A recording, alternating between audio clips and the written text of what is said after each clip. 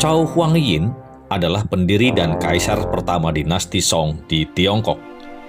Sebagai seorang jenderal yang terkemuka pada zaman dinasti Cao akhir, ia menjadi kaisar setelah melakukan kudeta tak berdarah dan memaksa Kaisar Kong muda untuk turun tahta.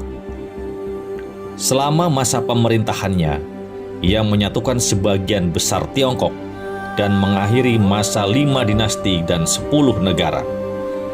Untuk memperkuat kekuasaannya, ia mengurangi kewenangan para jenderal dan memberdayakan pejabat sipil dalam bidang pemerintahan. Kaisar Taichu juga seorang pendekar ilmu bela diri kungfu. Ia menciptakan sebuah jurus yang merupakan pengembangan dari kungfu Shaolin yang bernama Taichu Chang Chuan.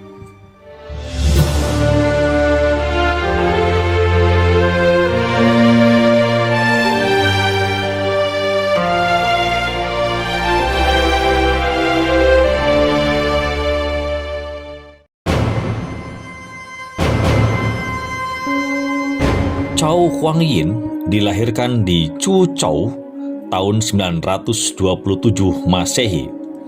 Ia adalah keturunan dari Cao Ting, pejabat pada akhir dinasti Tang. Ayahnya bernama Cao Hongyin, seorang pejabat militer, dan ibunya Nyonya Tu adalah seorang wanita yang bijak. Sejak kecil, Cao telah mempelajari karya-karya klasik, strategi perang, dan ilmu bela diri, sehingga ia tumbuh menjadi seorang pemuda yang gagah, brilian, dan pemberani. Setelah karir ayahnya mulai surut, Cao yang ketika itu berusia 21 tahun memutuskan pergi meninggalkan keluarganya untuk mengadu nasib di tempat lain. Ia berkelana untuk mencari pekerjaan dalam pemerintahan, namun berulang kali ditolak. Karena kehabisan uang, ia tinggal di sebuah biara Tao di Xiangyang, Hubei. Kepala biara tempatnya menginap mengenali bakatnya. Ia menyadari pemuda ini mempunyai masa depan yang cerah. Ia memberinya uang dan menasihatinya untuk menuju ke Henan, di mana Panglima Perang Kuo Wei sedang merekrut orang-orang berbakat dan mengadakan persiapan perang. Cao pun mendaftarkan diri sebagai prajurit dan diterima. Sejak itulah kehidupannya pun mulai bersinar. Pada tahun 951 Masehi, Kuo Wei mendirikan dinasti Zhou atau Zhou akhir dan mengangkat dirinya sebagai Kaisar Cao Taichu.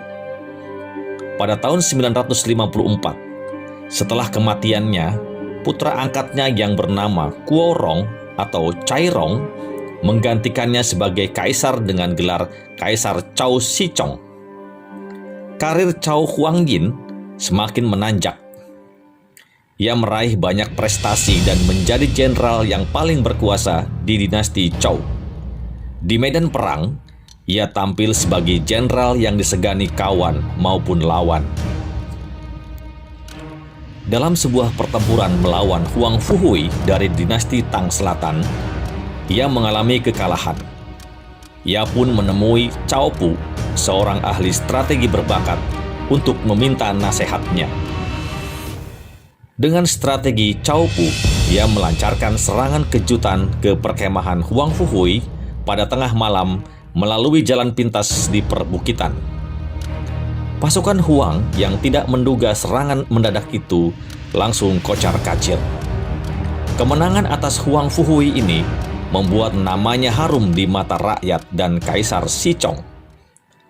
Pada tahun 959 Masehi, Kaisar Cao Shichong tiba-tiba meninggal karena sakit.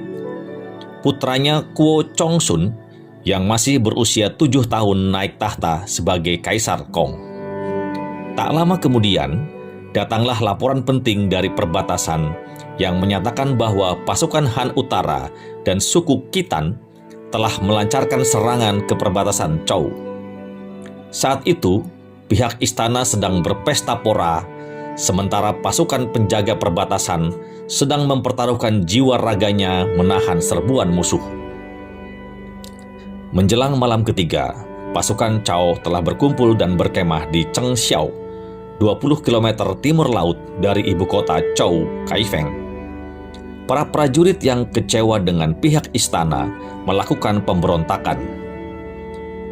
Mereka menyatakan tidak bersedia mempertahankan negara kalau komandan mereka, Cao Guangyin, tidak dijadikan kaisar. Tengah malam, para perwira dan Cao Guangyi, adik Cao, menemui Cao Guangyin di kemahnya. Mereka meminta Cao Guangyin menjadi kaisar. Cao pun ragu-ragu menerimanya.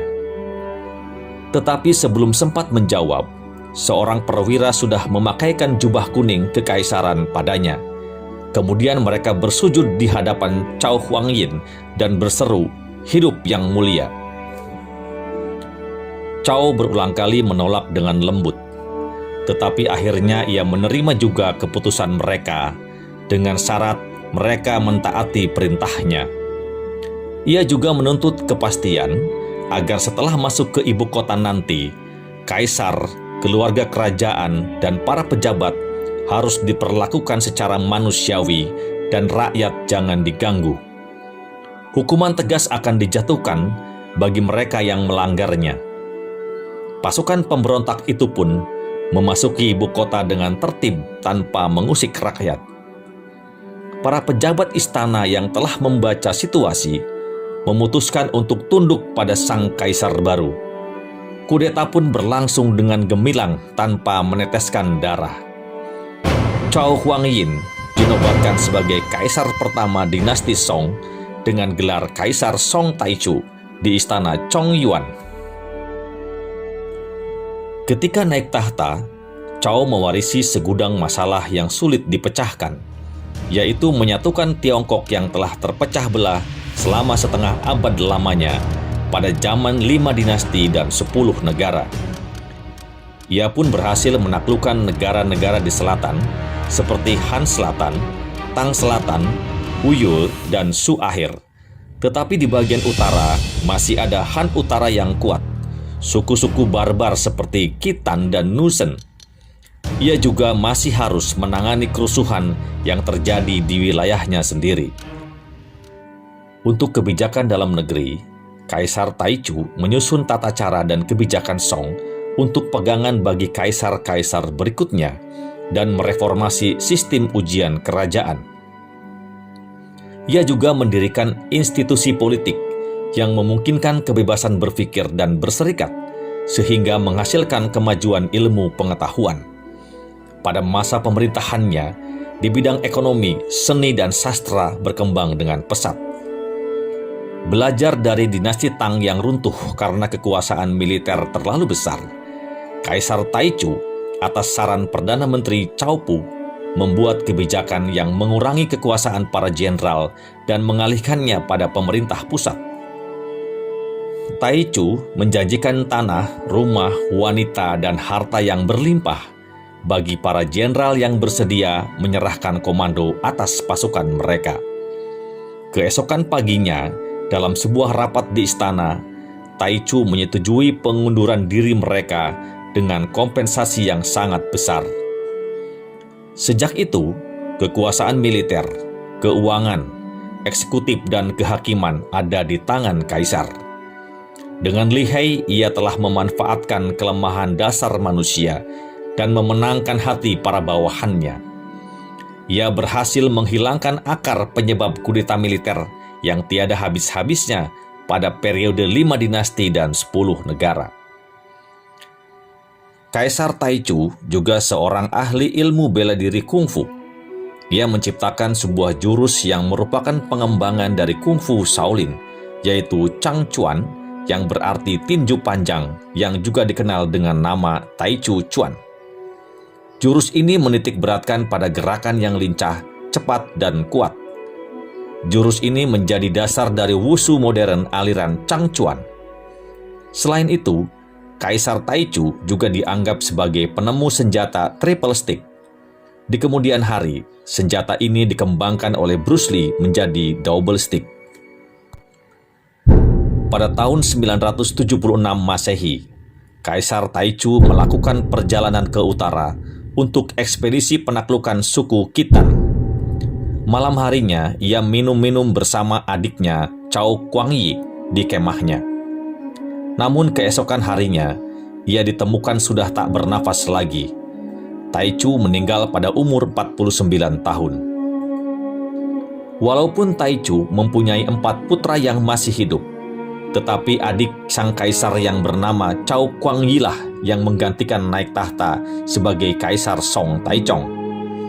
Keputusan ini diambil dengan pertimbangan saat itu putra-putra Taichu masih kecil dan rentan dikudeta atau dimanfaatkan orang-orang ambisius sebagai boneka. Selain itu, dinasti Song saat itu baru berdiri, sehingga masih belum stabil. Ada sebuah isu yang mengatakan bahwa Cao Guangyi lah yang membunuh kakaknya dan membujuk ibunya untuk memilihnya sebagai kaisar berikutnya.